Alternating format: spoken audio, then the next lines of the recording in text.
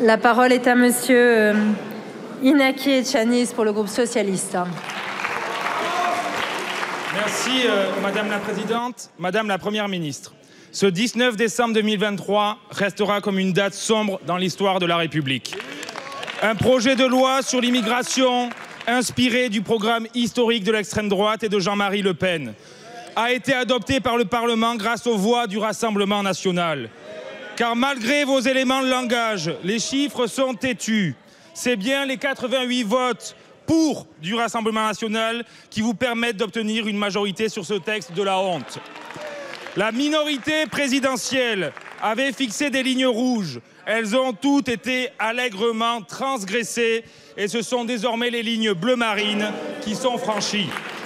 Vous avez tout cédé, les amendements, les articles et surtout votre honneur.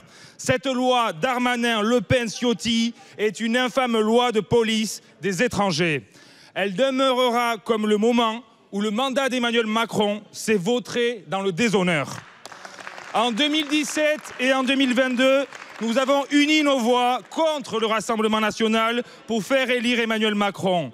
Ce temps est désormais révolu, puisque le gouvernement en est désormais le porte-voix. Le président du barrage républicain est devenu celui du naufrage républicain. Ce texte a fracturé votre camp, mais aussi le contrat social qui fonde notre République. Aujourd'hui, j'ai honte pour vous, vous collègues qui, comme moi, sont issus de l'immigration et qui ont mêlé leur voix à l'extrême droite. Vous avez permis l'adoption de ce texte. Si ce texte était en vigueur à l'arrivée de vos parents ou de vos grands-parents, vous ne seriez pas ici.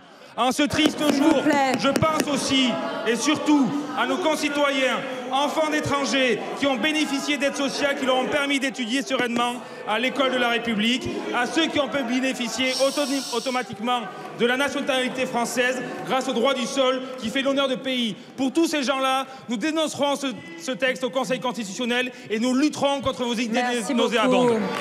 Je vous remercie. La parole est à monsieur Éric Dupond-Moretti, garde des Sceaux et ministre de la Justice. Merci. Allez, s'il vous plaît. Merci, Madame la Présidente. Il régnait jusqu'à ce moment une ambiance assez tranquille. Et je voudrais pouvoir vous répondre. D'abord, la déchéance de nationalité, monsieur le député, elle est dans le Code civil, c'est monsieur François Hollande, sauf erreur de ma part. Deuxièmement, voyez-vous, vous êtes tombé dans le piège du Rassemblement national qui crie victoire.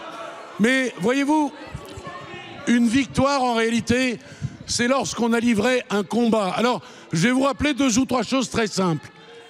Très simples. D'abord, dans ce texte, le RN n'a pas ajouté une virgule et pas un mot.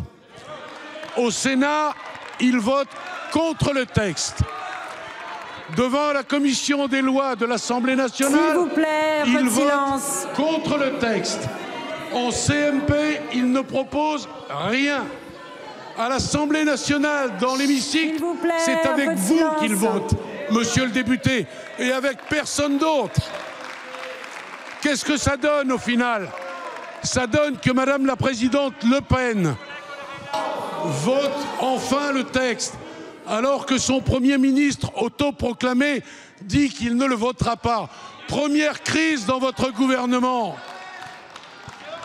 C'est un conte de Noël qui nous est raconté. À vaincre sans péril, on triomphe sans gloire. Ça n'est pas une victoire, c'est la plus grande escroquerie politique de l'année. Je vous remercie.